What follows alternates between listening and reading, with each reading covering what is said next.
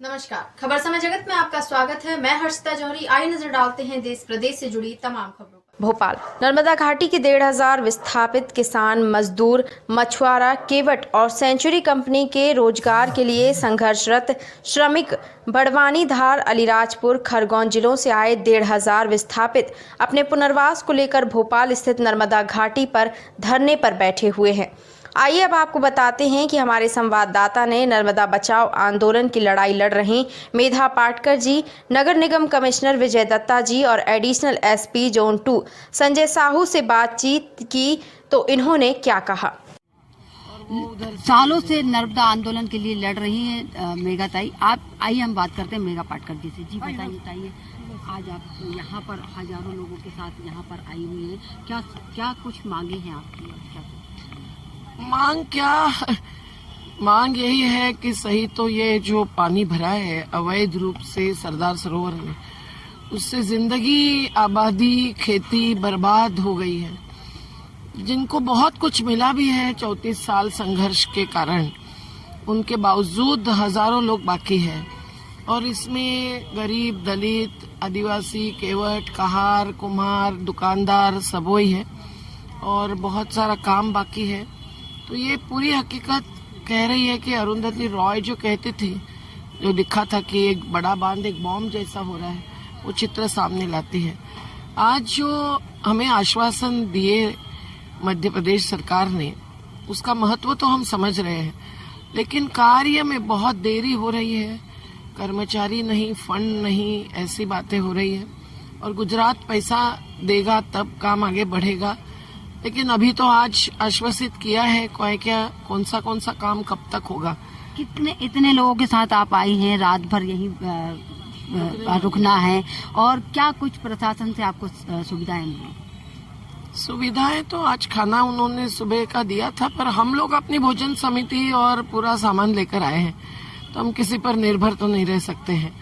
आज जरा अंदर रुकने देते तो शान बढ़ जाती है एनवीडीए की, क्योंकि आखिर एनवीडीए तो लोगों के नाम पर चल रहा है और विस्थापितों के नाम पर ही सबको बड़ी बड़ी तनख्वाह मिल रही है, एयर कंडीशन कमरे मिल रहे हैं। तो लोग तो केवल नीचे का कंपाउंड का हिस्सा मांग रहे थे, पर वो नहीं दिया, उन्होंने तो नहीं दिया। हम तो सत्याग्रही है।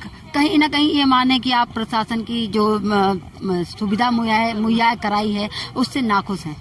नहीं, उन्होंने पहले 15 साल की जो सरकार थी वो तो कभी बातचीत नहीं करती थी, न कुछ संगठन को बख्शित थे। तो उस तुलना में उन्होंने हमको थोड़ा आधार दिया है और कंबल वगैरह दिए हैं। निगम के लोग, कमिश्नर, पुलिस अधिकारी, इनको ये संवेदना तो दिखाई दे रही है। पर अर्थात सत्याग्रही को अपनी कोई भी असुविधा सहन करने की आदत होती है और हिम्मत भी होती है। कहीं ना कहीं जैसे जो सुविधाएं कुछ सुविधाओं से वंचित हैं, क्योंकि रात का माहौल है और ठंड का समय है, टेंट वगैरह नहीं दिए हैं, उससे हमको यहाँ सुविधा नहीं, वहाँ सुविधा चाहिए। हर पुनर्वास स्थल पर चाहिए।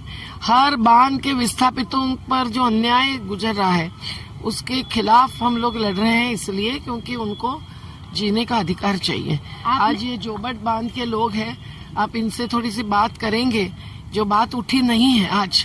और ये बहुत समझना है कि एक सरदार सरोवर नहीं, सरदार सरोवर में तो आज भी डूब क्षेत्र में 15-20 हजार लोग हैं, पर जोबट है, मान है, ऐसे भी जो बात है, बरगी, इन बांधों के विस्थापितों को भी पॉलिसी के अनुसार भी जो जमीन का हक मिलना चाहिए तो वो नहीं मिला। घर प्लॉट नहीं मिले, लोग ऐसे ही जलाशय के किनारे पड़े हैं। उनको मछली पर अधिकार चाहिए, वो अभी तक नहीं मिला है। बहुत सारे बांधों के विस्थापितों को जो नहीं मिला है, वो सरदार सरोवर में हजारों लोगों को मिला है और हजारों लोग बाकी है। क्या ऐसी एक स्थिति है? क्या लग रहा है कि कमलनाथ सरकार आपकी अपेक्षाओं पर खरा उतर पाएगी क्या?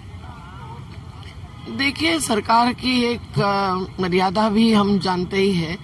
अपन मांग कर भीख नहीं, हक ले ले, ये अपनी ताकत अपन समझ के रहे। इस सरकार से अपेक्षा तो थी और आज भी है, अन्यथा हम यहाँ आते नहीं।